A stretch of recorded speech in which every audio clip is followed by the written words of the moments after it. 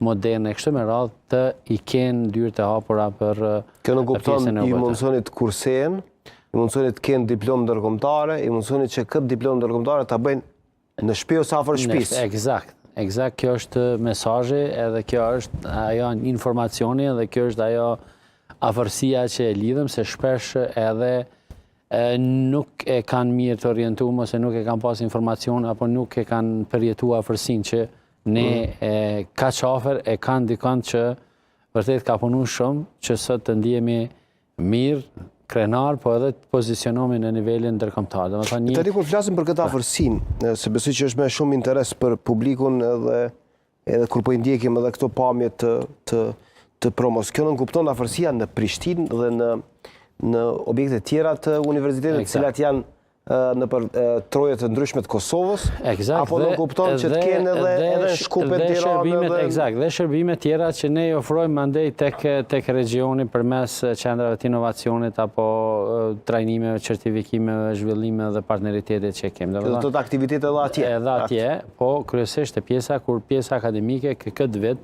do tjetë vetëm të këtë, ndërsa pjesa akademike për regionin do të vazhdon të shkoj përtej Kosovës edhe në trojet tona shqiptare ku ato ekzistojnë. A dihet pak a shumë sa ka qenë numri i studentëve që kanë ardhur nga rajoni edhe si ka variuar kjo me kalimin e viteve, zoti Ajrisi? Po ne dikon të kemi rreth 500-600 student që vinë nga Shqipëria, që kemi student aktual, kemi edhe natyrisht një numër që nuk e di sakt që vinë kryesisht nga Presheva, Medvegja, kemi pas Bujanovci gjithherë, vazhdimisht një rrjedhje të mirë të besimit, të bashkëpunimit edhe të studimeve. Kemi një numër shumë të madh që vinë nga Malizi, nga Ulqini, që vinë të studiojnë në Kosovë, edhe natyrisht kemi një numër të caktuar edhe nga Maqedonia e Veriut. Po që gjithsesi mirë, po s'ka qenë fokusi jonë, fokusi gjithë ka qenë